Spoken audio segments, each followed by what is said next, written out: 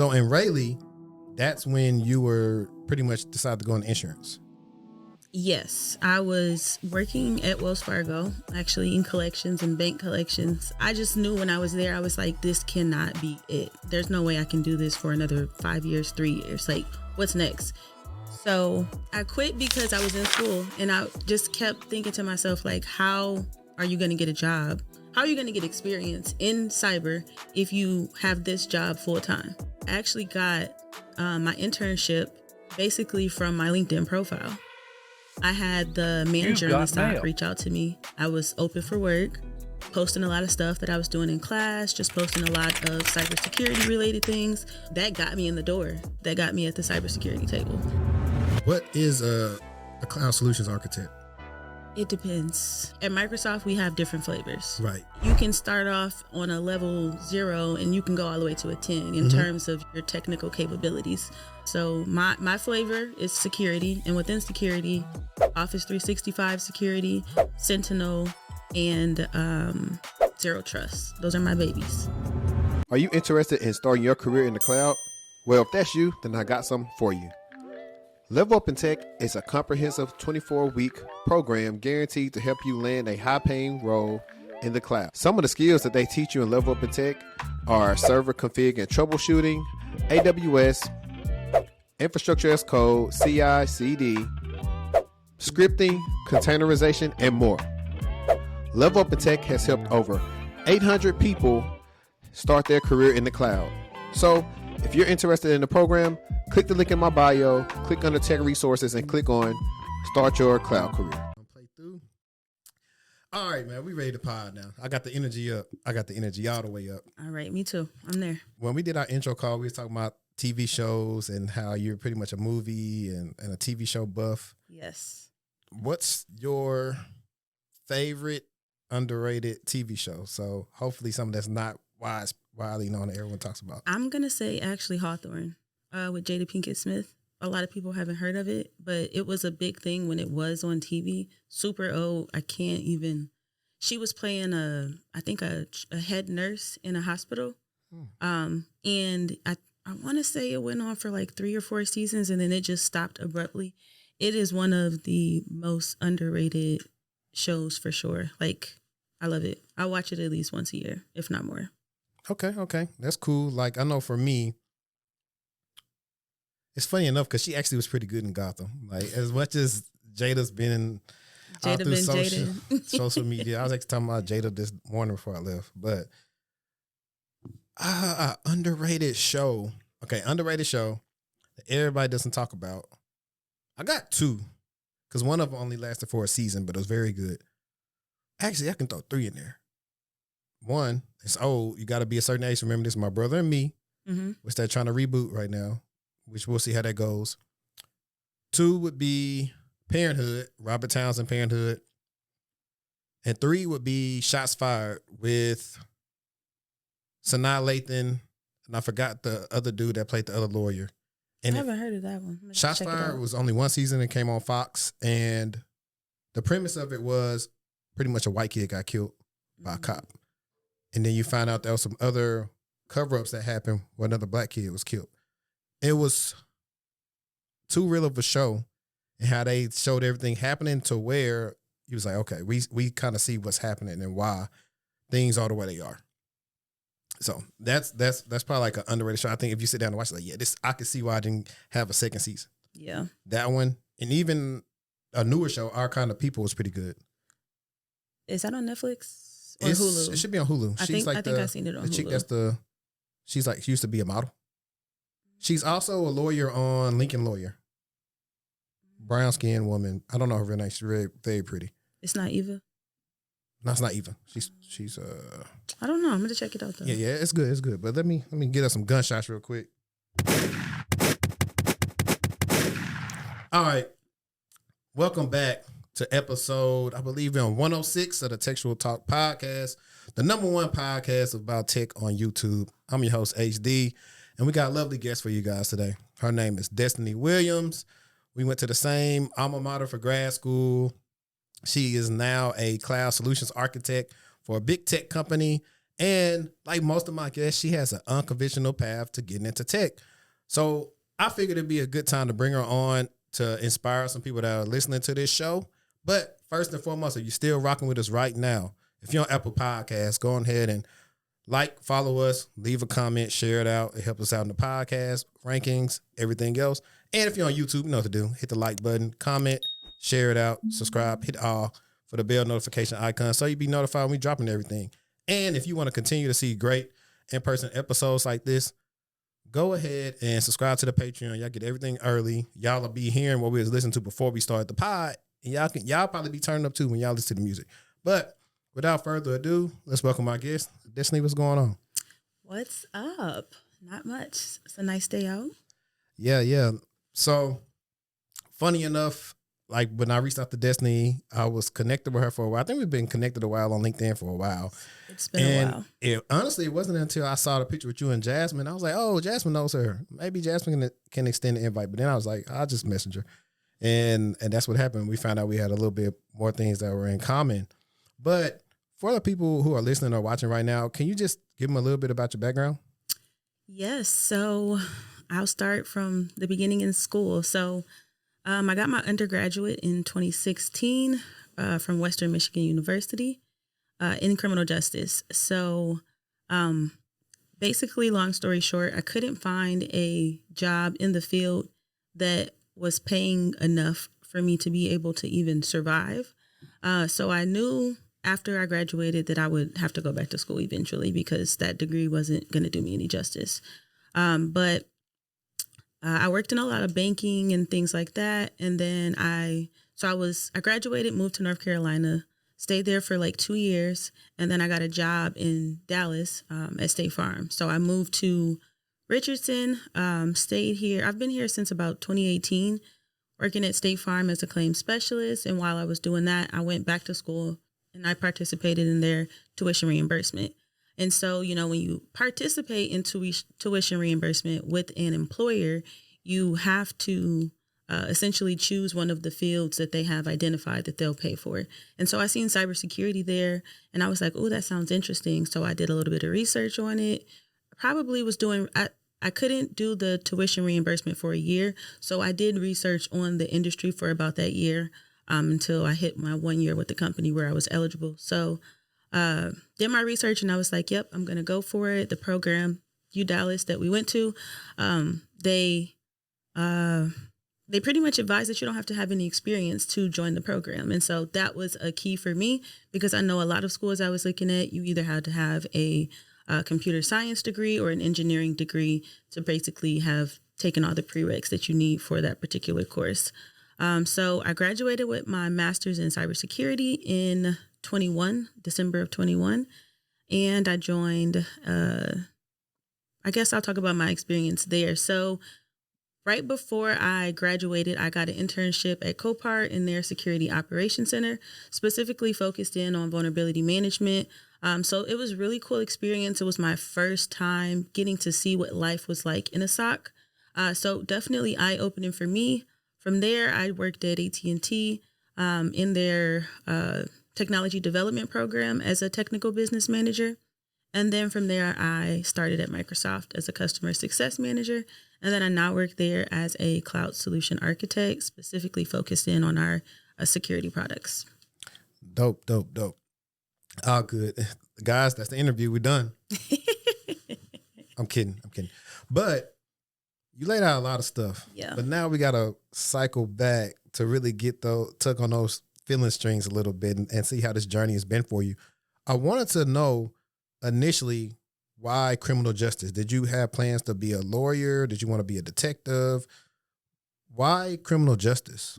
So I did criminal justice because I just love the kids, even still. Like I love the youth and I feel like they really need to be poured into. So I wanted to be a juvenile probation officer and help them more from a rehabilitative perspective. So that was my goal. And then when I graduated and I was looking for jobs and wasn't getting the interviews, wasn't getting the jobs, and even the jobs that were available, the pay wasn't really that great. So I knew I had to do something different. The bills were billing. And at that time, it was just like, what's next for you? You've tried for years to do the criminal justice thing, and it just didn't lay out for me that way. Got it. So at this time, were you still in Michigan? Yes, I was still in Michigan. Were you in Detroit, or where were you? I am from Kalamazoo. Okay. Yep. Why not move to Detroit? I wanted out of Michigan. It's cold, too cold. I knew when I was young, like I'm moving away, I'm getting away, I'm moving somewhere where it doesn't snow. But lo and behold, it does snow here in Texas. At least it has for the past 3 to 4 years since I've been here. Right, hang on. I just wanted to be funny real quick. It sounds a little bit. Yeah. I could put a little bit of stuff on YouTube.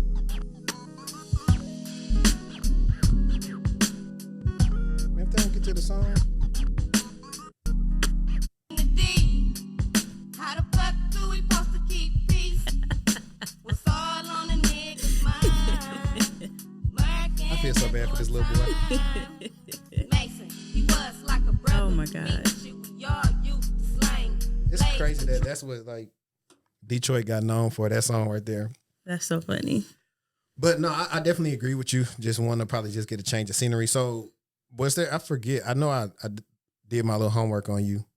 Before you came to move to Richardson, did you make another stop? Yes. So in 2016, I graduated in December of that year. By January, I had moved to North Carolina. So I was staying in Raleigh. Raleigh. Shout out to Raleigh. They was all right. This thing came up though. They definitely they have got came some up good for jobs sure. and stuff out there now. For sure. And it's quite a few tech jobs out there actually. Yeah, I got some clients there, and I think Nate there? I know I believe Bobby's there and Nate is there. But ironically, when you were talking about wanting to help the youth, and one of my previous episodes with career hacker Nate, he was talking about how he used to help the youth with one of his jobs, and kind of like it just wasn't worth it. Like you try to tell the kid like to stop fighting and all this other stuff, and then you come into the house, his grandma saying hit him back. He's like, I'm done with it. And then that's how he got into recruiting. Mm-hmm. And honestly, I'm glad you said that, because one of the things we talk about on Twitter is, are you a first generation graduate? Yes. Most first generations. Oh my gosh. We don't know how to research school. We're not, unless as a first generation, you don't even know what's out there. I was just talking to my siblings about this like last night, 2 nights ago actually. And I was telling them I would have did things way different had I known the different type of careers that you can have, as opposed to doctor, lawyer, psychologist, social work. Like, I wish I would have been exposed to more things. I didn't know anyone in project management. I didn't even know anyone in tech. Yeah. For me, it was the same. Well, if we get like, one of the reasons y'all watch this show, because it's so real. And when I talk to the guests, it's like real conversation. So this is like the conversation we would have on the phone, but we're giving it to y'all right now. One of the other things the reason why we struggle too is a lot of our parents didn't prepare for us to go to school. So we're already just going to school because in high school they said go. We don't have the money or the resources that we need. We don't have anybody that we can reach out to immediately in the family and say, hey, I work here, I'm going to help you get an internship. We don't have any of that. Yep. And that's one of the hard things too, is why everybody else, they having a grand old time because they know exactly what they're there for. Either their parents got a business or their parents work with all these people and their friends. That's why I tell people, when you networking, it ain't just for you. It could be somebody you're related to that you're helping getting out. It's like, oh, my cousin, he is a CISO at Google or something. That's easy to get somebody an internship. And I didn't realize how, not far off, but like how things have changed a lot so last year I was working at JP Morgan, and I was there during the summertime when all the summer interns were there. And I was like, man, these kids are going to have it made because they're getting internships at one of like the biggest financial institutions in the country. A lot of us didn't get internships because they told us don't go to the career fair till like junior year. Literally, for no reason. I know that I didn't get any internships because my resume was trash and I didn't know. I was doing it myself. I never seen a good one. Never reached out to get any help to get one, put together. That's why. That's absolutely why. Yeah, let's talk about that really quick. For me, it was, we had everybody had a generic resume that we did in one of the college of business classes. I actually copied the summary from one of my coworkers because I liked the summary. But outside of the issue that I know that I had in school, and if you're in school right now, I want you to listen up. I wasn't learning anything else outside of what I was being taught. If you're in college doing it that route, you're not going to be successful because what you're being taught most of the times is not on job descriptions. So I was not researching job descriptions. I was not applying to internships everywhere. One, because there was a lack of, back then, I graduated in undergrad 2013. So it's a kind of a different time. But a lot of stuff I didn't or did apply to is I think about, well, I didn't have a car and all these other things. Like I interviewed with CenturyLink right before my fall senior quarter. Yeah, so before my last quarter in college. And I had to find a ride to drive to Monroe at the time because I stayed in Shreveport. So I was in Monroe to interview with them. And I was like, I can't remember if they asked me in the interview if I had a vehicle or not. And then I had to figure out, I had to hit like my uncle or somebody else. I was like, yo, I might get this job for CenturyLink. I just need somebody can help me get a car. I'm supposed to be getting paid this. I'll pay you back. Like, but those are things technically you shouldn't have to worry about when you're going through there. But now, granted, it's a little bit more you can do remote, or what kids don't know is if you're good enough, these companies will pay for you to come wherever their company is, pay for you to go out there. They'll pay you a good wage and you'll be okay for those months. But the earliest you can get an internship, do it because that builds up on your experience and you probably can come back the next year. In the next year, and they're probably going to offer you. Or you can go to their rival because you work for them. So it's a long game. It's not a short game. So my little brothers that are in school right now, I send y'all stuff for internships all the time. Please apply. Please apply. But back to the scheduled programming. So in Rayleigh, that's when you were pretty much decided to go into insurance. Yes, I was working at Wells Fargo, actually in collections and bank collections. And it was, I just knew when I was there, I was like, this cannot be it. Like, this can't be it for me. There's no way I can do this for another 5 years, 3 years. Like, what's next? And so at first when I moved, I was going to go to law school. But you know how you have to get in the mood, in the vibe, in the zone, and the energy to even start studying? Every time I opened up the LSAT book, I just couldn't even. And then eventually I was like, well, that's just not for you. Like, you can't even get past chapter 1. It's just not for you. And so that's when I was thinking about going to school, but never took the initiative when I was in North Carolina. So I have an aunt. She stays here. And she was letting me know, like, we're hiring, you should look at these jobs. And I applied and got the job. And for me at the time, from what I was making, it was such a huge pay increase. I was like, there's no way that I can turn this down. Like, how long in this role or even at this state is it going to take me to get this money? So I got the job and I moved, and that is when things just started changing for me.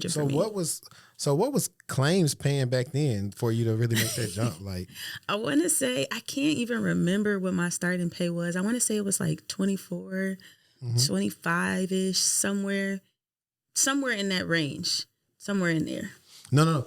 I say these things all the time because a lot of times people are caught up on social media. Oh, for sure. Everything they see. Yeah. You'll have somebody swear up and down, $100,000 isn't a lot of money, whatever. But we know the median income is probably like, if you can even it's very low, especially in the Black community, very 30, low, maybe $40,000. Yeah.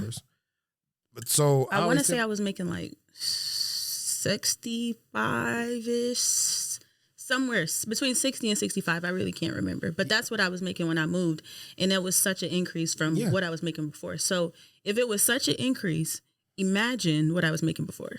No doubt. Like, but shout out to your auntie. Did you move in with your auntie when you moved out? Yes, I did. Shout out to family. Shout out to, it takes a village for sure. No, it does. And like for me, I've said on my videos when I moved out here in 2016 as well,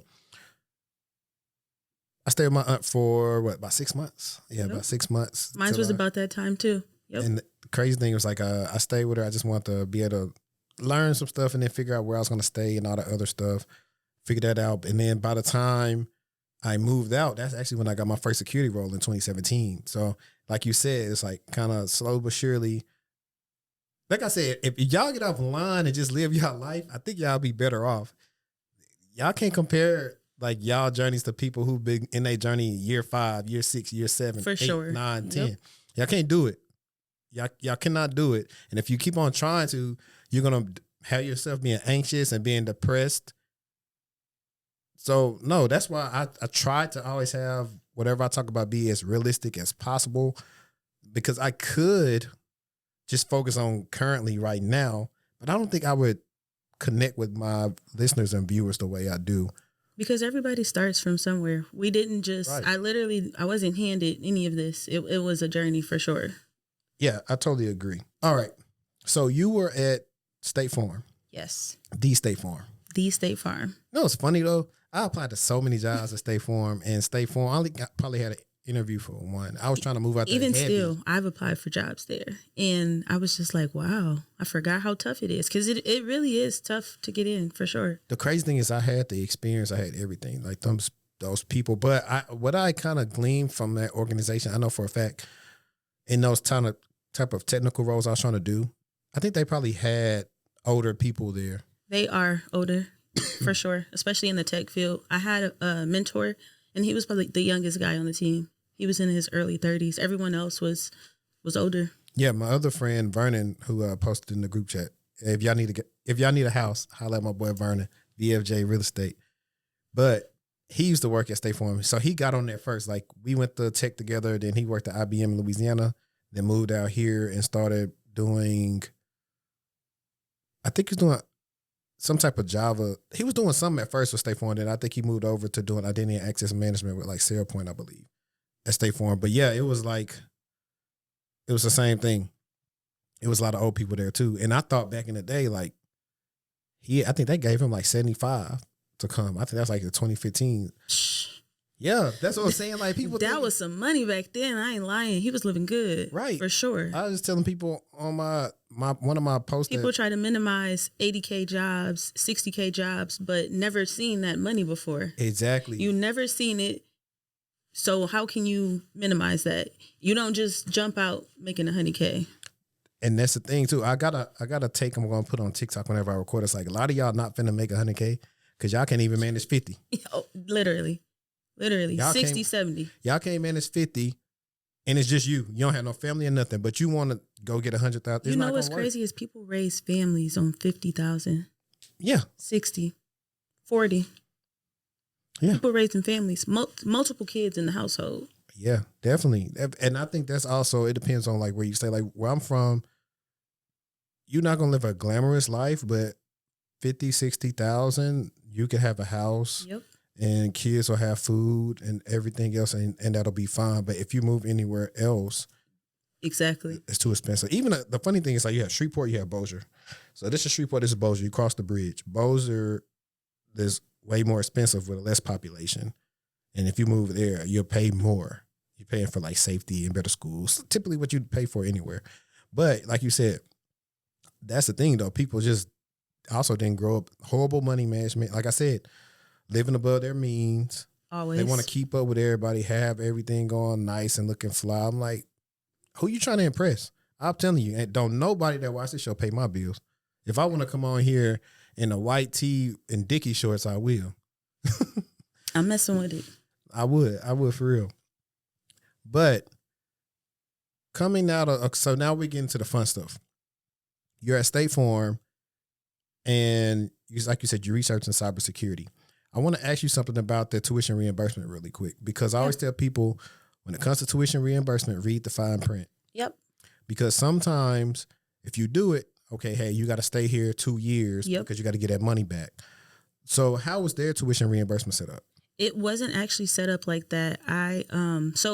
There's a cap on it. I can't remember the amount, somewhere around 7,000 to 10,000 a year. Mm-hmm. And so it obviously wasn't covering a full year for me. It was lapsing.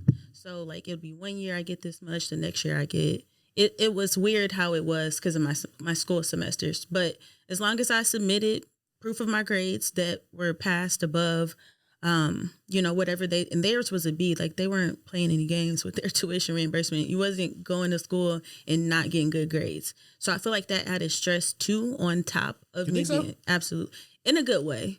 Like it made me want to aim for an A because I couldn't even afford to get a B because it might not be good enough, you know? Right. So, but it was pretty straightforward. They covered books. They covered my equipment. When I needed to get a laptop, they covered all of that supplies. I just needed receipts. Receipts from my book, receipts from financial aid saying the classes that I took cost this much. And then at the end of the semester, receipts saying, yep, she passed her classes when these were her grades. Yeah. So it was really straightforward. Nice. See, I'm a fan of what I've been telling people is like, if you don't want to owe a lot of money and you want to get like to tech, do like free promo out. Course Careers link will be in my description. Do Course Careers, do the IT course. Get you a job. Let them pay for your school. Do it that way, and then you'll owe less money, and then you keep on progressing like that. You'll have skills, and you'll never be out of work. I'm glad it worked out for you like that. It was supposed to work out like that for me. But Oh, here's the but. I quit. So I quit because I was in school and I just kept thinking to myself, like, how are you going to get a job? How are you going to get experience in cyber if you have this job full time? How? I barely had time to study with how crazy and tired the job made me. So I quit in Claims April. that busy? Yes. People get into accidents every day. Like, I didn't even know until I started working for State Farm, because where I'm from, there's not that many bad accidents, you know. Oh, people can't drive out here. Yeah, here by fire trucks. Fire trucks come in, it's a big deal. But I didn't realize how many accidents actually happen per day until I started working for State Farm. So yeah, I quit. And when I quit, I no longer got tuition reimbursement. And I remember my manager at the time, she was like, well, you know, if you quit, you're going to school. And I was just like, I don't care. I need to take a risk. And I'm so thankful that I did, because I actually got my internship basically from my LinkedIn profile. I had the manager in the SOC reach out to me. I was open for work, posting a lot of stuff that I was doing in class, just posting a lot of cybersecurity related things, which I recommend everybody do. I tell everybody that. We'll get into it. So that is how that got me in the door. That got me at the table. That got me at the cybersecurity table. Listen, y'all don't have to believe nothing I say, but when people tell you their real world experiences with doing the things that I tell y'all to do, especially my clients, I want y'all to listen. I'm telling you, you never know who come to look at your profile. It's branding. It's not in the sense you're finna be a brand where she's like an influencer. It's just these people notice that she posts about cybersecurity. So I always tell my clients, hey, let's make a post a week. Let's make it engaging. I tell them, like, interact with 3 things a week. Yeah. A week. Post, 3 things. Like, comments, comment, you literally. share. Repost, literally. Just be active on there. Because one of the questions they're going to typically ask you when you're trying to pivot or it's entry level, I just interviewed, I shouldn't be saying this, but I don't care. It's my podcast anyway. I interviewed for a CSART role at Amazon not too long ago. I always interview just to keep my skills sharp. And one of the things they asked me was like, how do I keep up with the latest cybersecurity news? And I told them, hey, I got a Slack channel dedicated to security news. So all the new stuff, like when Okta, like this is what I do. I always get views doing this. Okta just had a major breach again with like, I think 11% of their customers' information is pretty much is out there. So it's a small base of the customers, but it's still a big deal based on what they could have possibly got. Especially, I believe they probably had access to support. I got to read up on it again. However, this is high level overview. However, I just copied an article, put it in Buffer, posted to LinkedIn. Now all of a sudden everybody's sharing it. And Can I comment on that? Yeah. I love watching your videos of you breaking down whatever has happened, because it's different when it's coming from somebody that's your people. Mm-hmm. I love it. And I can share it out with people that aren't even in tech. Like, I sent the video to my mom, like, check this out. Yeah, thank you. I appreciate that. That was one of the reasons for doing that, right? Is so many things you should be aware of. And I'm finna also plug in a different company that I'm working with right now. Let me tell you about today's video sponsor, Aura. But if you also look in the link in the description, I have a link for aura.com. And it's for identity management, passwords, VPNs, credit monitoring. They do everything. And if you click the link in my bio, you can sign up for a free 14-day trial of their services. And I'm telling you, I signed up within like 3 seconds. They took one of my emails that I signed up with, and they found, even though these are older passwords, but they still alerted me like in 3 seconds, hey, this password might be exposed. So a lot of you are not checking have I been pwned on all your email addresses or probably reusing passwords, which is typical for a lot of people. So you need a service like this. We have too many passwords. That's why companies are moving to passwordless authentication because it's just a mess. And yeah, so check out r.com. It's free. You don't have to pay nothing, and you can check it out so you can keep yourself safe. Use my link below, aura.com/textual chatter to stop data brokers from exposing your information with R. But I appreciate that. And I appreciate you also talking about the benefit of posting cybersecurity related content on LinkedIn. I tell my students that. That's the first thing I tell them. Like, are you on LinkedIn? Get on there and interact with 3 things a day.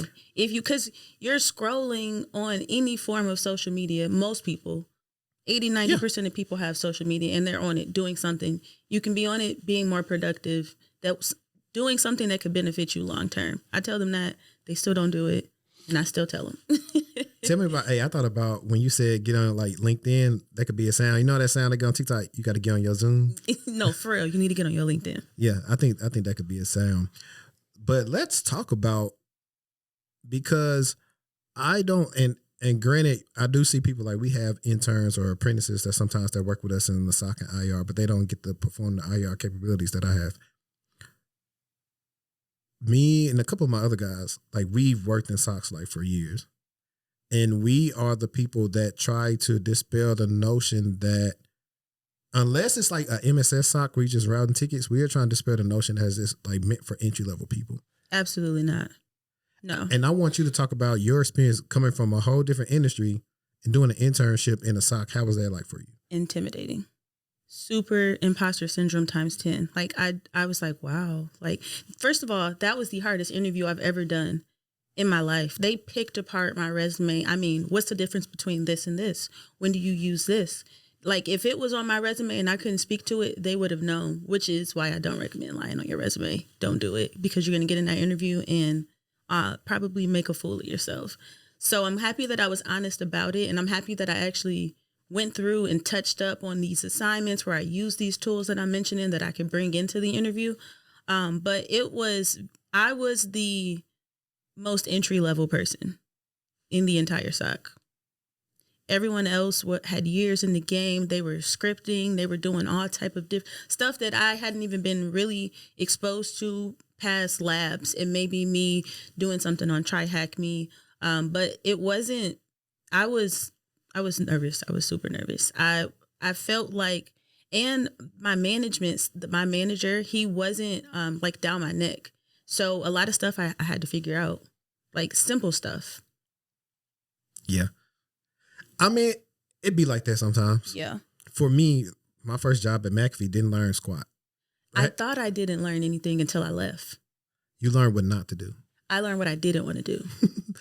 I learned what not to do at McAfee. I ain't gonna lie. I learned what not to do because the people that were in charge of us had never worked in a SOC before. The guy sitting next to me, Ron, was my saving grace. Showed me a little bit of, hey, do this. Because we didn't have it wasn't a plan like, hey, we're gonna monitor for this, that. Like the SOC wasn't tuned. All the thing we were working on was like submitting WannaCry to the networking team so they could block the IP addresses and patch the certain vulnerabilities that's related to WannaCry. And so he showed me pretty much how to help the SIM get tuned. So I had an Excel list of like all these alerts that we had firing in our SIM that technically shouldn't have been firing because all the updates in our environment would prevent these from even working against us. Mm-hmm. I did all that just to get laid off. I tell people all the time, I say, look out for yourself, man. Look out for yourself. Because I will say though, I felt supported by my team members, and I want to. That's a good thing. Take the time to acknowledge that. If you have the ability to be a good team member, if you have the ability to answer a question to someone that doesn't know the answer, that you know the answer to, just do it. Be nice, be kind, because you never know what that person will be capable of doing or how far that can take them. Like I haven't, and I'm going to knock on wood before I leave here, I haven't had a bad coworker experience in tech yet. Everyone in tech that I've come across or worked with have been willing to help me answer questions, explain concepts, help me understand. And my favorite question is after they help me is this something that I should have known? And I love when they be like, nope, because that makes me feel good. Yeah, but just like in real life, when it comes to working, it's the same thing. And this could be whether you're in the office or remote.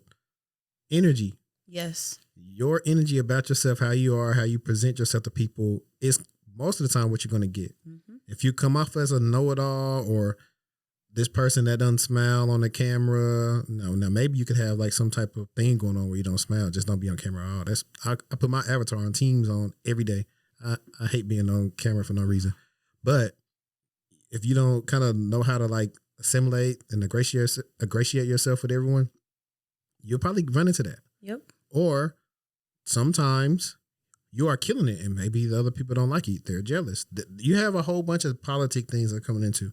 Like for my very first job from doing help desk, I didn't have really bad colleagues per se, but management, they weren't bad, but they were into the point where they were keeping me at a certain level. And that's the biggest issue. It's like you run into that. And that's why I made that reel the other day, showing people, hey, if you're not being promoted or moving along in your career, it's going to be ultimately up to you because you got to be your best advocate and you have to go to bat for yourself and say you worked on all these things and why you should deserve this. And if it don't happen for you, hit the road, Jack. That's why I left State Farm.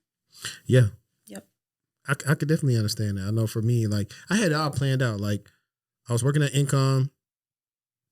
Well, actually it was OLS and then they were bought by Income. Income's a payment card company based out of Atlanta. And I was going to do tuition reimbursement there, but then that's when I got the McAfee job. But then, like you said, you had to hit a year before you're even eligible. And they didn't have a cap because they had people they paid for somebody to go like SMU for a semester or something. So McAfee didn't have a cap. So I was like, perfect. Because we know like Dallas is like an expensive school. I ain't going to lie to you. And I was like, all right, cool. I ain't going to owe too much. I'm going to do this. I'll be here for X amount of years. I should be straight. You just say, hey, we got reorgs going on. You're getting laid off.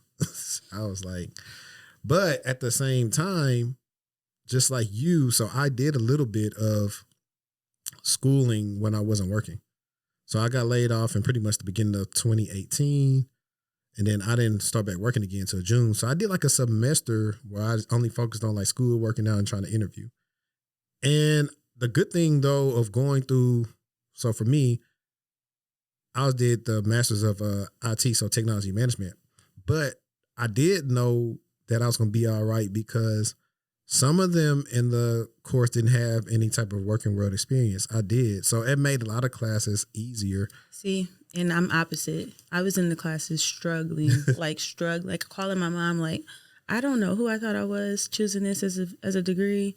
This is, I can't even, the OSI model. That's foundational. That's one of the first classes I took. And I was just like, how am I going to remember this? But now. Do you remember it now? Yes. Everything makes so much more sense. What's your acronym for remembering? My acronym for remembering is please do not teach stupid people acronyms. I got one. I'm not going to say it on here. I'll let you hear it after this. But shout out to Lise.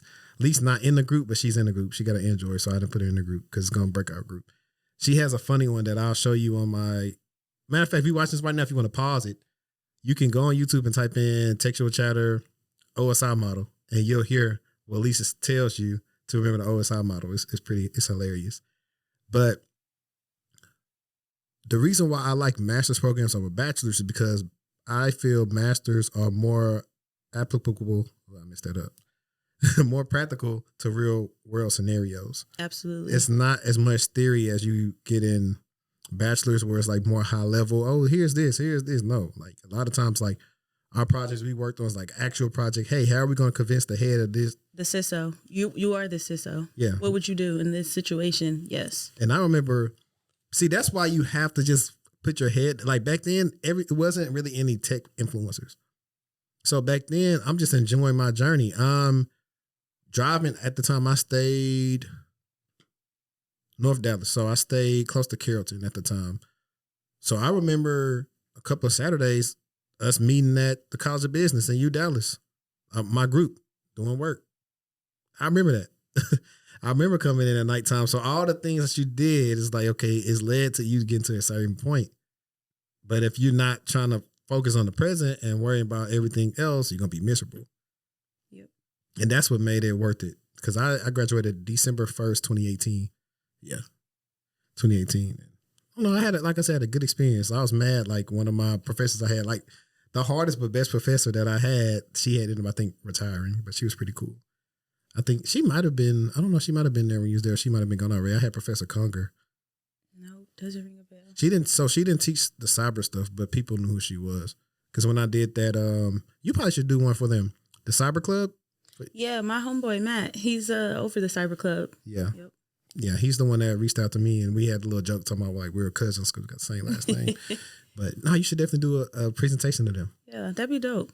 Yeah, tell them to set it up for you. Matt, if you watching, he's probably watching. I haven't talked to him in a while. while. So you get out of SOC, and well, first let's do this because I've been realizing all my episodes are very good and conversational, but I do need to try to educate you guys some more. Since you say I think you specialized in vulnerability management within the SOC, Yes. could you briefly explain vulnerability management at a high level to everyone? So vulnerability management is essentially keeping up with and monitoring the remediation of vulnerabilities within an organization. And that's what I did. So scanning our assets, letting the owners of those assets or teams, whoever owns that asset, letting them know like, hey, this device has a vulnerability on it. You need to patch it by this date. That's how we did it. I don't know how other companies are doing it, but that's how we did it. And then every month it was a score and a rating. You didn't do this. You did do this. This is your score. This is your rating.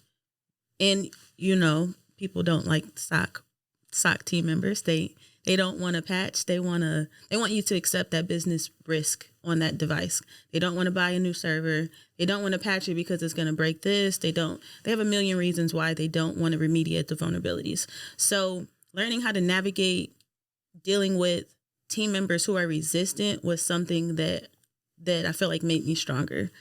So when I get like resistance from customers today, it doesn't feel as tough as it would have felt if I wouldn't have had that vulnerability management experience. So that's what it is, remediating those vulnerabilities on your assets within the organization. And were you using a certain scanning solution? Yes, we were using Rapid7. Okay. Yep.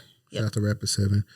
Because typically, like we know Qualys has some free training. I don't know if Rapid7 has any free training or not, but I typically tell people VM, vulnerability management, is one of the areas that it's not a sexy job. Definitely not sexy, but I think it has a lower barrier to entry than most security related jobs. And I think it's something you could replicate over in your personal home lab or whatever you want to do and talk to it in an interview. And that's why I direct people to try to get into VM management as well, because as simple as it may seem, it has to be done and you'd be surprised.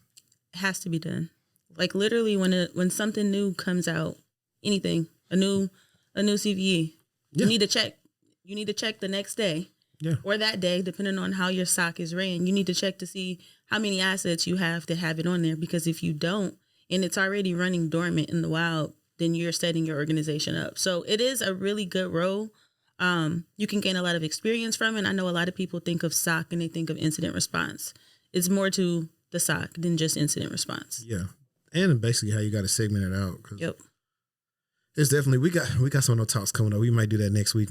Hopefully E make it in town. That'll be SOC Tales version 3. All right. So how long was the internship? It was initially for 6 months, and then I got to extend it a little bit longer. At the time I received the initial, communication from that manager, it was, are you looking for a full-time? And I really wasn't ready to commit to a full-time because I was still in school. And once I stopped working and was able to focus on school became so much easier because I didn't have to stuff my learning into this this time block for the week. So I didn't want to do anything full-time again until after school was over. So I did part-time working with them in the SOC. It was from July to January. Yep. Okay. Cool. Yeah, I don't know if I would have been able to do school when I was doing help desk work either, because a lot of times once I got off, I didn't want to do anything. Literally. I was talking to people all day. At a stressful job that like literally is physically making you exhausted. You don't want to get off of that 8-hour, 9-hour shift and jump right into homework. Yeah. So once you finished that gig, then you were a technical business manager? Yes, at AT&T. So what is that? What does a technical business manager do? So I was assisting the organization with migrating to a new platform. And it was something that was affecting the entire company. So it's a really big project. I felt like I was doing, now that I know what change management is, that is what I was doing. I was doing a lot of change management, making a newsletter for the affected stakeholders of that change, communicating with those stakeholders, making sure there is a website that they can go to check the status of our past meetings about these updates. Excel this, Excel that. Excel became my best friend. Hated it. Hated it when I first started, and we're doing better. Me and Excel are doing better. That's good. But I did a lot of work that people would see as admin work, but it was more than that. Like the newsletter, that was a lot every month. Making a newsletter, adding new stuff when we're making changes, letting them user experience, teaching them how to use the new platform, getting with the team of the new platform and discussing how it can benefit the organization and what should our users know about this platform. What training do you recommend based on these different roles? And it wasn't like just a one training they can do. It depended on what specific role they do, because that depends on what permissions and what different actions, behaviors they're able to do within the platform. Okay. Yeah, that definitely sounds like more than just change management. Yeah. Sound like you had a lot of hats on in that role. Definitely. So how long did you stay in that role? I stayed there from like the end of January to, I want to say July. And then I started Microsoft in August. Okay. So let's talk about that now. So now you go to Big M and you become a customer success manager. Yes. What is customer success? So customer success is pretty much helping your customer navigate change in any issues that they may be having, connecting the right people. So we're the middleman. If the customer has an issue, we're going to find someone to come to this to help them with, coming up with a solution. Also driving usage of our products in that organization. So you're not using it, why aren't you using it? And helping them identify use cases on how they could use it more and how it could benefit their organization. But it's really heavy on driving change, if it's a new product for them or increasing their use of that product. So consumption. Okay, cool. And about how long did you do customer success? I did that from August to March of this year. All right. Now let's really get into the fun stuff, the meat and potatoes. So now you are a solutions architect. Yes. How is that transition working with, and I'm going to presume you work with Azure a lot? Yes. How was that? Were you familiar with Azure at all before you started this position? Yes and no. Yes and no. Not enough to really navigate, but I knew what Azure was, but Azure is so much. There's so many different layers to Azure. The difference between the two roles, customer success for me was super not technical. CSA, Cloud Solution Architect, is a super technical role. So I had some upskilling to do. I had to learn Azure. I had to learn the platform that pretty much everything is built on, which is Azure. And that's how it's been. It's been a lot of upskilling. It's been a lot of one-on-ones. It's been a lot of asking questions. A lot of exam and certification taken. Did they give you a lateral raise from going from customer success to cloud solutions architect, or did you get a good bump? No, but I'm going to tell you why. Because when I started, the roles that started in my cohort, CSA was one of those roles. Okay. So it was... It's one of those rotational things? It's not rotational, though. It was a voluntold situation. Like, got you. You're moving. Yeah. Okay. Yep. Got you. So, well... Then I guess, so it didn't matter. So was the increase from the business manager to customer success, was that much of an increase? Absolutely. Okay. Yes. What did we have? Because, earlier we was talking about moving to Richardson. It was about almost 15,000 more. Okay. Yep. Did you get any, and I'm asking these things too, because these are some questions I know people ask sometimes or on the internet. With your role, were you able to get any equity in the company? Yep. And were you able to get a sign-on? Yes. Okay. Did you have somebody help you negotiate that, or you just actually? I did. And shout out to y'all. Shout out to my mentor, and then this other gentleman who I know. I reached out to them immediately because I feel like I have certain people that I can talk money with, and You want to talk money with people who have experience with money and experience with negotiating. So she actually reached out to someone that she knows who's a recruiter at Meta, I think. And then they were like, tell her to negotiate. And it paid off. Yeah, man. Yeah. I think this last position was probably like the best negotiating I did. I was able to get a sign on and a comp buyout because I knew they weren't going to put me at the top of the range. And so that's why I tell my clients sometimes, I say, well, we can work on something. They might not want to put you at the top of the range, but they may be able to give you a sign on and make the TC worth it, at least for the first year. And then you can go on from there. So that's cool. That's Speaking of sign on, I had to pay my sign on back when I left AT&T, but I already knew I was leaving. So that's something else to consider. Yeah. If you're moving within that time frame, because they all pretty much have a time frame, just be mindful of that. I think it's about like a year. Yep. That's what I So was. it's like you can maybe can't get a sign on, but you could negotiate them paying that back for you as well. Yep. So if they really want you. Or you could do the unethical thing and see if the roles don't compete with each other and kind of just do both and wait the year out and quit. Yeah. I'm just saying, shoot, I need all the money.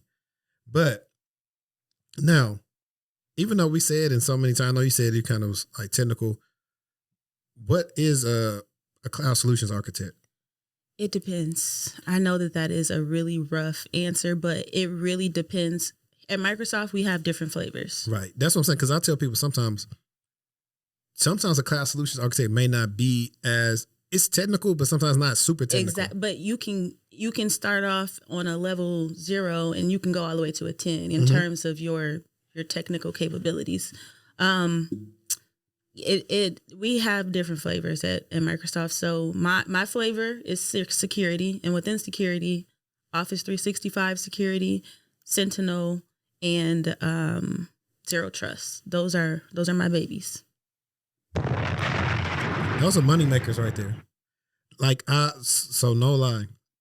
One of the questions my clients had for me the other day was like, hey, how do I find I don't know what's in my throat. How do I find like ways to make good home labs that I could talk about in interviews? And so I went through some job descriptions of like, just like if you want to work in the SOC, and I said, okay, boom. I said, now I'm gonna show y'all something. I showed them what ChatGPT showed them, which is the typical stuff they've been telling people for years. Oh, go do elk stack and snort and suricata and yada, yada, yada. I said, look, most jobs you apply to aren't using those. So I'm going to give you a solution that works a little better. I said, let's hop over to Azure. You can set up Microsoft Sentinel because you can set it up for free. They'll let you set up Defender on a couple of hosts. You have like 30 days with Defender. You can learn everything about O365. You can learn how to forward your logs into Sentinel. Microsoft has like a SOC analyst certification. You can take that and learn more about KQL. And you can just start building on your skills to where maybe the role you're interviewing for, once you know how to use QRadar or Splunk, but if you know how to use one SIM, you can use them all. Yes. But having some type of commercial grade SIM solution on your resume is bigger than having open source ones. Because like I said, everybody isn't using those. So that was one of the things I just went through and showed them. And then I talked about different use cases of what you can use them for. Because everybody doesn't know. Like you said, if you never worked before, trying to go through a job description and understand what type of problems am I trying to solve, that's the real thing. One thing is you can learn all stuff on courses, but how do you solve problems with the skills you gained? And then that's where I come in at.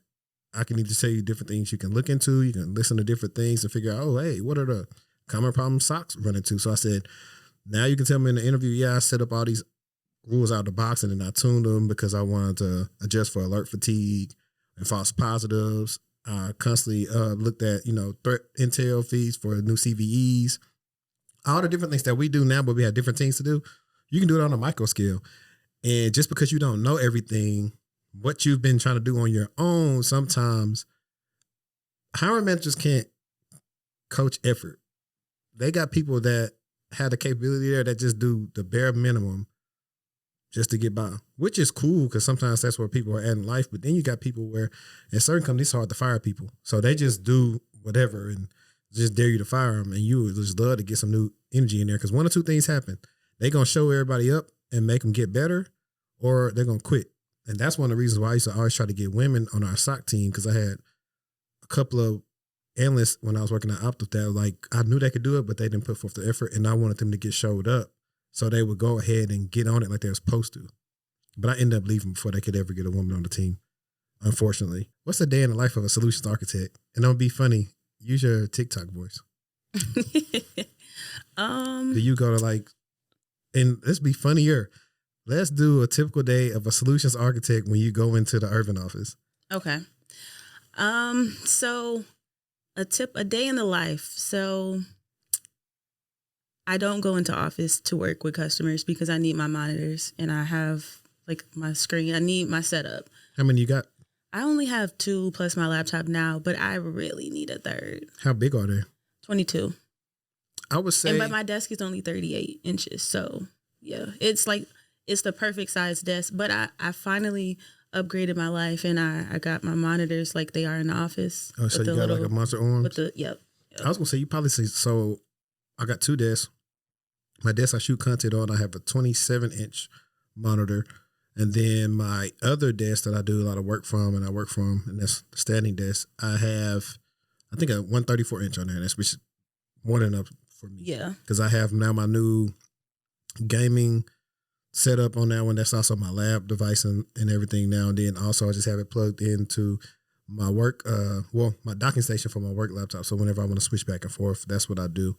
I think it's big enough, but I think 27 is probably like the good. So if you get like 2 27 inches, and then you get if you want to get like an L-shaped desk or something like that, I think you'd be in there. You can multitask like that. Yeah. But I'll let you continue with your day in the life. Okay, so a day in the life for me. So depending on the day of the week, if it's a good day of the week, I'm getting up at 5:30. I'm going to Pilates. I'm coming home, and I'm getting dressed for work. Dress for me is nothing too fancy because I'm typically off camera, so probably throw on a T-shirt or a sweatsuit, something of that sort. I then eat some breakfast and I get started on work. First things first, check those emails, see what's going on, see what's on my calendar for the day, to see what to expect. Do I have any scoping calls with customers? Am I scoping customers for potential engagements that I'll be delivering to them? Seeing if it's a right fit for them. Do they see the value of the deliverables that are as a result of this engagement? So doing more of that stuff.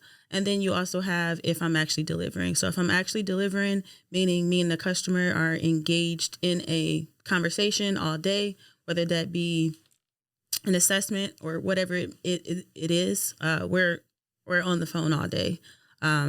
Could be about anywhere from 2 hours to 8 hours to longer, just depending on what the particular engagement is. We're taking lunch.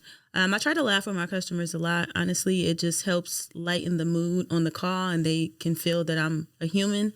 And it's not so mechanical because I know a lot of the times you can have those individuals who deliver to customers who are super mechanical. Like they'll put you to sleep. I try not to bore my customers to death.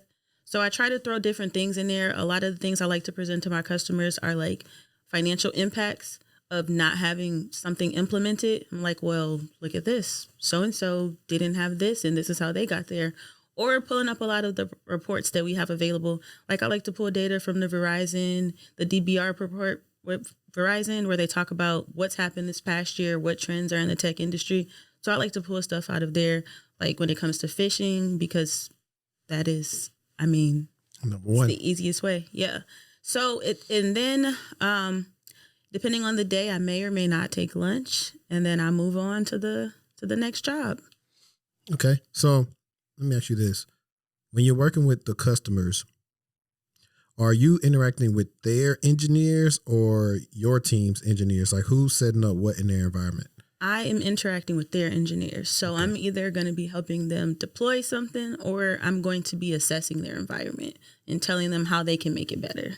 Like, this is where you're at. This is where we recommend you to be based on industry guidelines and our guidance. So I'm glad you said that. So would you say those vulnerability management skills came into play with Absolutely. Assessing cloud environments? Absolutely. Even if they have something going on, maybe, they talk a lot about what's going on with their organization while we're in these calls. So I'm able to understand their conversation a little bit better. It may not pertain to what we're talking about directly, but if, let's say I'm like, well, let's schedule a follow-up for Wednesday. And they're like, oh, I can't Wednesday because we're having a meeting with so-and-so to set up X, Y, and Z. We're about to implement whatever it may be. So it helps me follow the conversation a lot better, for sure. That's nice. That's one thing I miss about my current role. I'm used to being in a role where I can help solve problems.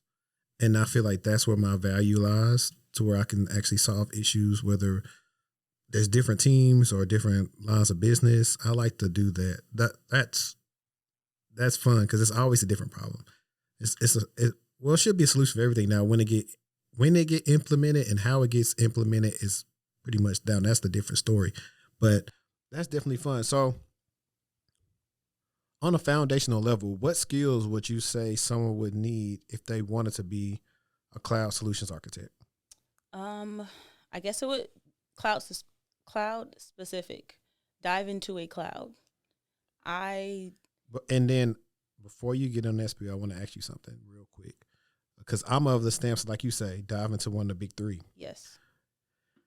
Is there now? I can see a benefit for people getting the CCSP. I think that's the cloud joint. Yes. But I do not see a benefit for getting the CompTIA Cloud Plus. I haven't even looked at the content for that one, but I do feel like there's a difference between being a cloud solution architect and a security cloud solution architect, or a whatever other industry that they work in. So you have those industry specific skills, because I'm helping them from a security perspective, but I have data and AI cloud solution architects, that I work with. They're focused on something completely different. And so I feel like dive into a cloud, pick a cloud, put the names in the hat and pick one randomly if you can't decide, but pick a cloud and go deep.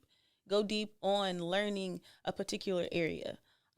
I work in Azure, but I don't work with VMs. I don't work with Kubernetes. I don't do any of that. I can't speak to those items. Right. That's not my specialty. Exactly.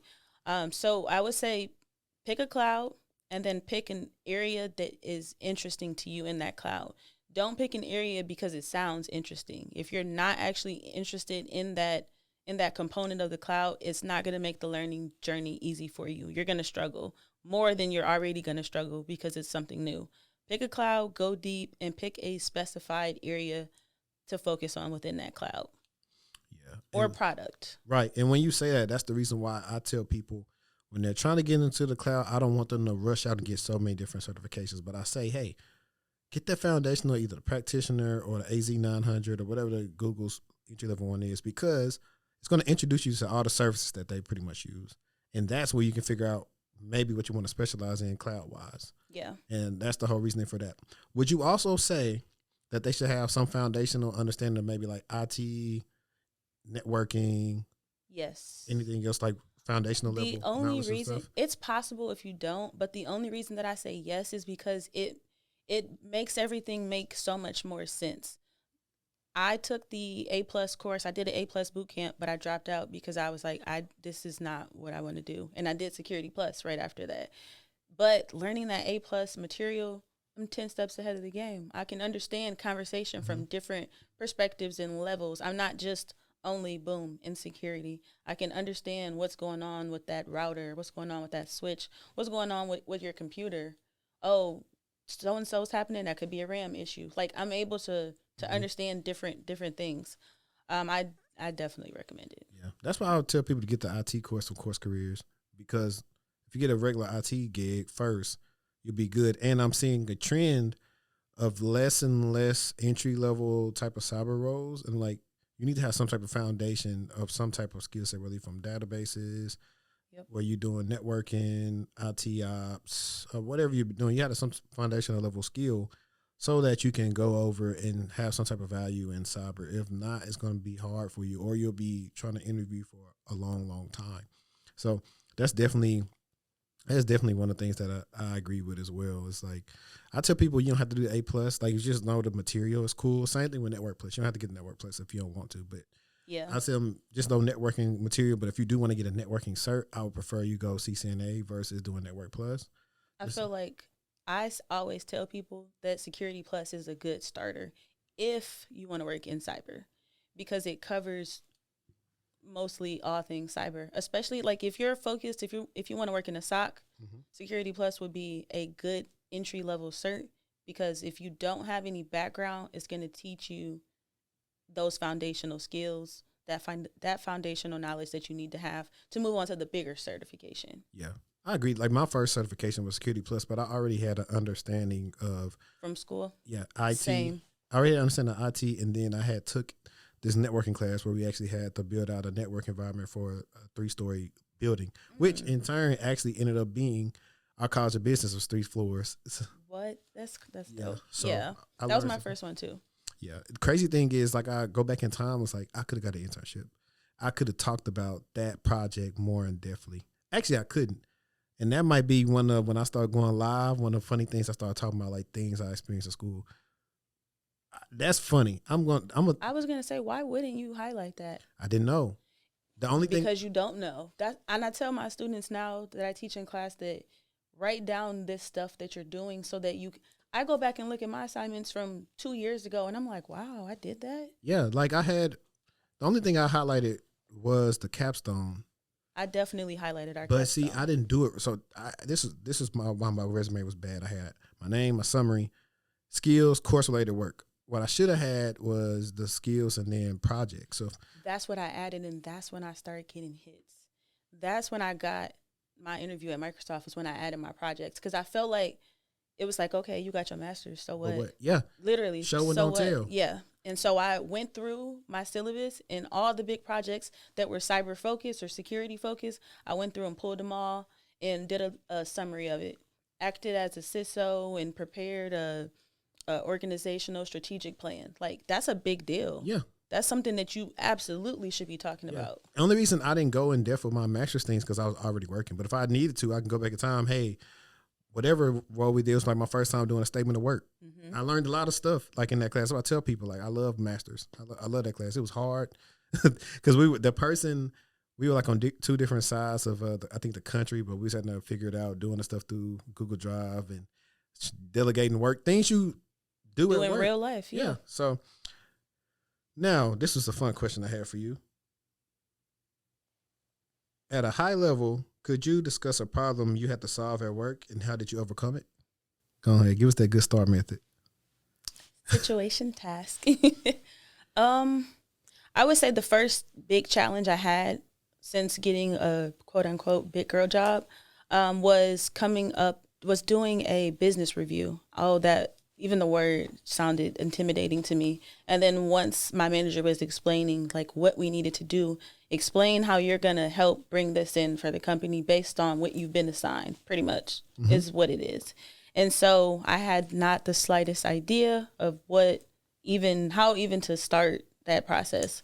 So I started reaching out to teammates who've already participated in them. How did your last one go? Can you give me an example of what it looks like, and like what did you actually present? What did you talk about? And you know what's crazy is me and the girl, shout out to Paige, we were both a part of the Aspire program, which is for recent grads.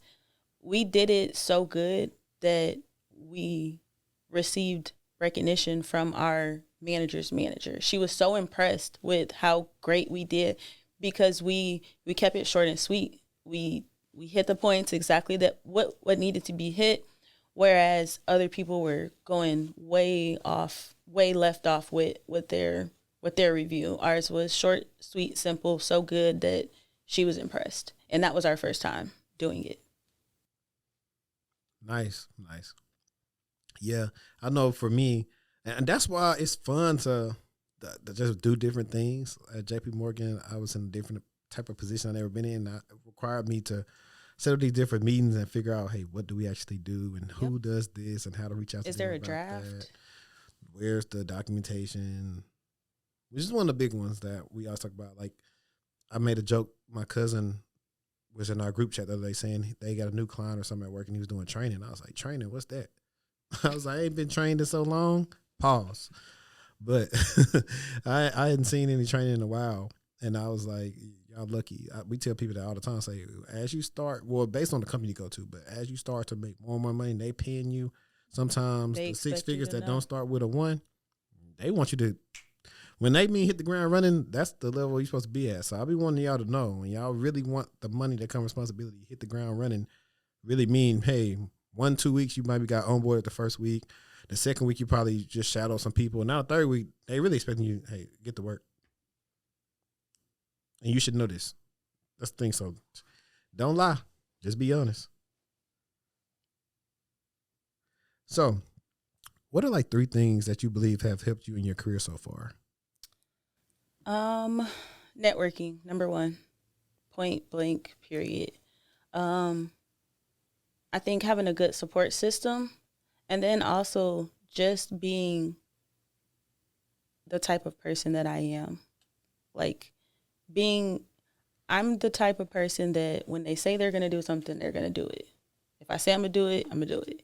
And so I feel like me starting out in the career field with no experience, me setting for it and saying, I'm going to finish, I'm going to do it, I'm going to get a job, I'm going to get a good job, I'm going to make good money, I'm going to enjoy my job, I'm going to have a great work-life balance. Like me claiming all this stuff for me and actually putting in the work to get there, because you can't just claim it and then just think it's going to fall into your hands. But as I'm studying and I'm getting through assignments and I'm struggling and I'm like, oh, I'm thinking in the back of my head, like, it's going to pay off. It's going to pay off. Just think about, you're going to look back at this day and you're going to be like, girl, you know the answer. So definitely just being a determined and devoted person. My support system, because when it does get hard, I have those people to lift me back up. When I do feel defeated, I have people in my life who are like, girl, no, you got it.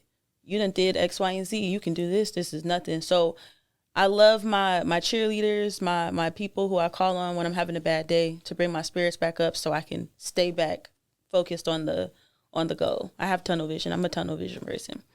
I can't stop until I get to the end. And then networking. You never know who can help you, pour into you, benefit you, show you something different, connect you with someone new, have a job for you, have a referral for you, have an internship that they know of, sending you resources, sending you knowledge. Like networking is everything. But I did not get into the networking world until I got into tech. Yeah, I think so. I think that'd be most people. I think I've always networked and talked to people good enough. Like I said, all through grade school, talks too much in class, won't be quiet, doesn't know all that stuff. It translates over to now. So parents, if you got a talkative kid, hey, give them a mic and let them start talking. Like let them channel that stuff elsewhere. They got a lot to say. They are probably very intelligent and they have problems just sitting down and not having anything to do. And that's probably why they need something to do and they need an outlet to talk because they love to talk. They got answers, they got the answer sway. But I wanted to ask you this. What would you, and you kind of already answered it already, but I guess we'll make it more specific so they'll tune into this part right here. For people who are in your current, people currently who were in your previous position and say like, hey, I need a career change. I'm doing this insurance or this financial collection stuff and I don't know what type of roles I could possibly pivot to in tech. Like, what would you tell them right now? I would say what I did was get on YouTube and look up a day in the life. Shout out to influencers. Shout out to influencers in tech who get to show us what it's really like in the field versus us assuming. I would say start there. TikTok, Instagram, LinkedIn. Then I would also say like step out and go to some mixers. Get to know people who are not in your field and ask them, what are you doing? How's your day? How's your life? Like what type of freedom and flexibility do you have? What benefits do you have? Like talk the talk with them and understand different things. I would definitely say mixers for sure. There are so many depending on where you're at. In the DFW area, there are tons that you can participate in. And then I would also say, once you find whatever field or area that may be, then reach out and seek out mentorship. Because people will help you regardless of them feeling like they're an expert, because I am helping people and I don't feel like an expert in the field, but I still can pour into someone who is not where I'm at. Right. And that's what we have to realize is that you can help somebody who is not yet where you're at.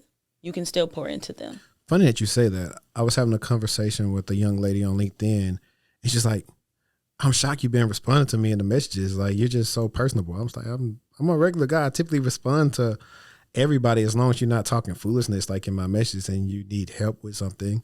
That's one of the things I pride myself on, is just not seeing like I'm so far removed from people. And I think me being a career coach helps with that too. Yep. I'm tapped in. So I really understand like the things you guys are going through, or going through these different interviews and really wanting a job and just not working for you. I'm one of the people that go through interview processes and tell you, hey, it just wasn't for me. The situation a couple weeks ago, it didn't work out. It didn't work out for me. However, a friend of mine has made it to the round, the next round of the CSERT interviews. And so I was happy to help him out with that as far as I recorded all my interviews. So I sent it to him and was like, interview went hard. I probably just didn't hit the leadership principles like I should have. Well, That's smart. Based on what he didn't want. Yeah. Because in that moment, it's when it's done, you're like, oh God, you can't even think back to, you might have an idea. I knew, like, once I got the thing the next day, I kind of knew. And for me, it was just like I was trying to search back. The hardest thing was, and that's how I learned going through these processes, was like, hey, start writing stuff down, because you did some stuff that some of the things you kind of talk to, but you can't remember. Whether it's a digital footprint or an actual, you putting pen to paper or keyboard to your whatever. The more complicated the problem, the better, especially if it can speak to some stuff in that position you're interviewing for. That's perfect. But yeah, I always do it. Like the last one I did last year at Microsoft, I knocked the principles out of the park. I was a little rusty on the technical stuff because I was like non-technical for like a year. So, no, it is what it is. And you already answered this though too, because I have like, for people that find it hard to network. Me, I'm her. Really? Yeah, you wouldn't even know. I got social anxiety, but I don't act like it in a business or professional setting, because when I started, I would say when I started at AT&T, but the culture was a bit different. But when I got to Microsoft, I was like, I'm taking advantage of all of this, of everybody that's here, of all the people. I'm going to talk to everybody. I'm going to get to know everybody. And hopefully they remember, who I am. But if you see me out somewhere else, I might be acting a little socially awkward. So if you want to be honest, I could tell a little bit.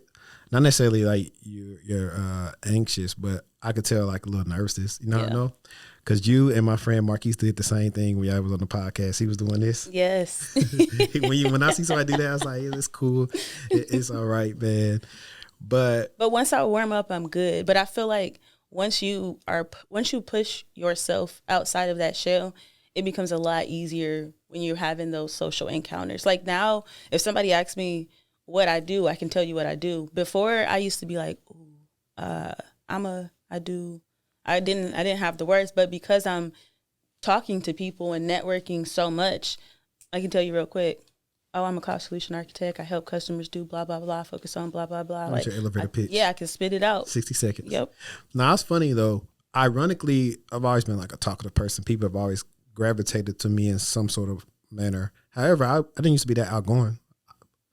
I used to get that from my dad. Like, my dad rarely went places. But now, I think what happened, like, to me was like seeing death. And I was like, you know what? I'm going to get out of my comfort zone and I'm going to go places.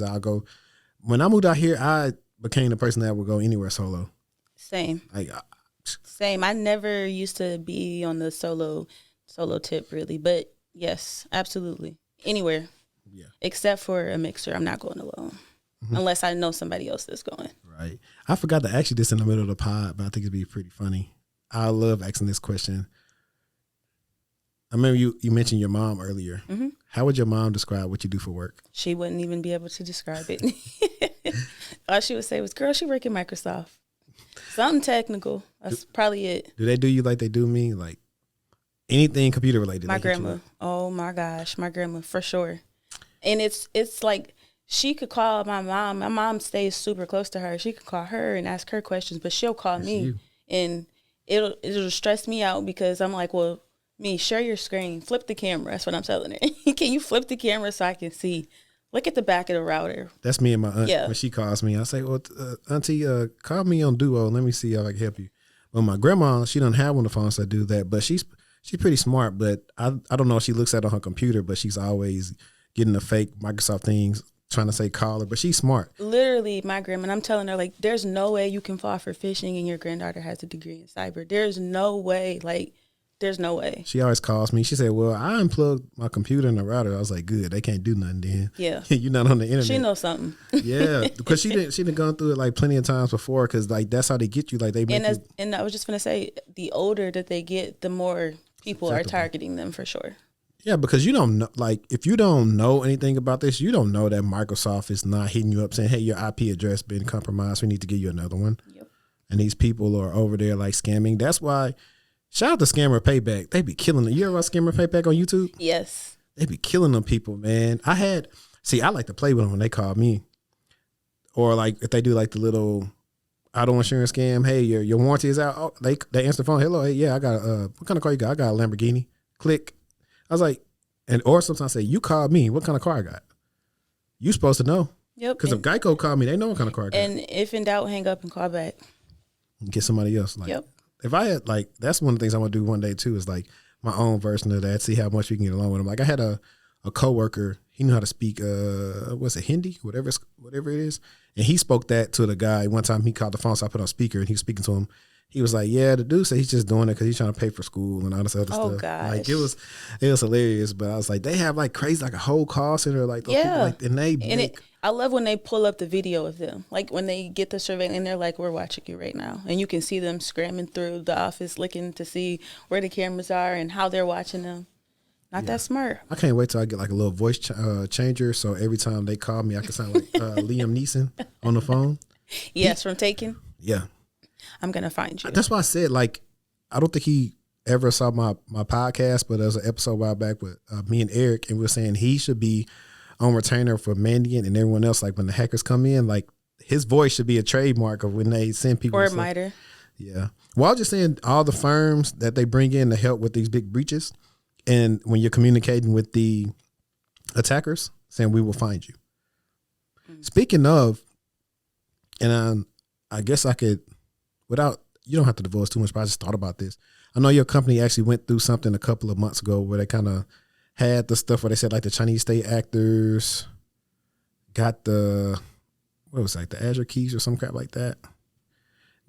Like, was everybody in a frenzy, or I know that you don't have to reveal anything, but I know like a lot of times when stuff like that happens, it's kind of like on high alert, or they're trying to say we're fixing this or that. Because I attribute when bigger companies that offer these security solutions, when they have these issues, it's more the things like if you put it to real life, let's say you're a therapist or something, you focus so much on helping other people, but you forget about your own self. Mm-hmm. I think it's sometimes like this, like I got all this stuff going on and somebody came, I was moving too fast and I left the door unlocked. Like stuff like that. Like that's as simple as I could put it sometimes. I feel like it's when they say it's not about if you'll be it's reached, win. it's win. Absolutely. Yeah. For anyone. And even us with our personal devices, our social media. I'm sure people have experienced in some way, shape, or form throughout their social media journeys where someone tried to get in. Maybe you got an alert from Facebook that said so-and-so trying to change your password, whatever it may be. Mm-hmm. It's not if, but when. Yeah, I actually, one time, I didn't fall for it, but I wasn't really paying attention. I was talking to my friend about something, and I knew it was phishing. I put the stuff in, but I played them because I knew right after I did it, I was like, I'm stupid. That's not them. I want to talk about 2 phishing emails that I fell for. One was, so if you're not from Texas or a state that has tolls, we have tolls here, and I was working at... Is it though still, I want to ask you something because I've been getting annoyed, and I know for a fact it's BS because the real people will call me.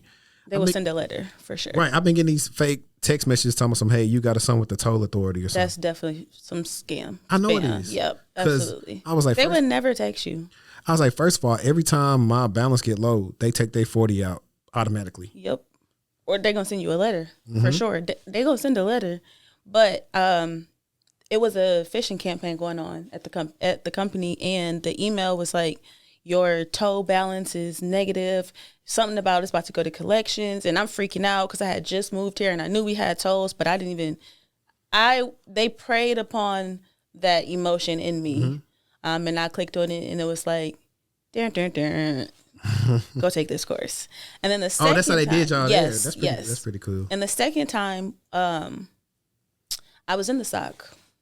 I knew we were doing a phishing campaign, and I fell for the phishing campaign. Really? How you feel for it? I clicked on the email.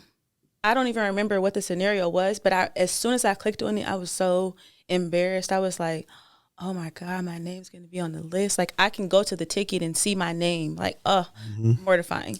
But since then, I'm reporting everything. Yeah. I'm reporting everything. And listen, that's the thing. Like, y'all be reporting everything, and sometimes don't even know, like, whether it says external or not, it's a company that we do business with and it's legitimate. Don't know. No, that's what we have to do. Like, they'll let us know when we're doing a phishing test. Like, one of them, they tried to get us one day, hey, if you want, I can see how they can catch some people like this because people hate changing their password. If you want to keep your password the same, click this link. I say, yeah, right. Yeah. I was like, now if we start going to smart cards, which I believe we should, it'd be much easier. Like, I got an email that says you got a gift card phishing. But come to find out, it's not phishing. It was actually a gift card. But, I mean, that was suspect to me. Right. So, how can our listeners and everybody keep up with you if they want to follow you on LinkedIn or social media or anything like that? I am on LinkedIn. My name on LinkedIn is Destini Williams, Destini, last name Williams, spelled the normal way. And then I am on Instagram. I have a cyber page. It's Cyber Shorty with 3 E's. So CYBER Shorty, 3 E's. And that's how you can keep up with me. All right. And y'all already know how y'all keep up with me. TextualTalk.com. Leave a review. Join the mailing list. I got some big stuff in store. Listen, I don't know when it's going to be, but we're going to do a live show soon. So if you're in the DFW, you definitely got to pop out with us. We got a lot of stuff in the works. I got some big things I'm going to explain to y'all. Join the Patreon for real. I'm about to get very active. I figured out a faster way to edit these episodes. So I'm finna start batch recording and getting them out to y'all. But I appreciate everybody for rocking with me. Y'all been turning me up the whole last part of this year. Keep on doing it. We're trying to get the 30K before December. And like I always say, let's stay textual. It's your boy HD, and we out. Peace.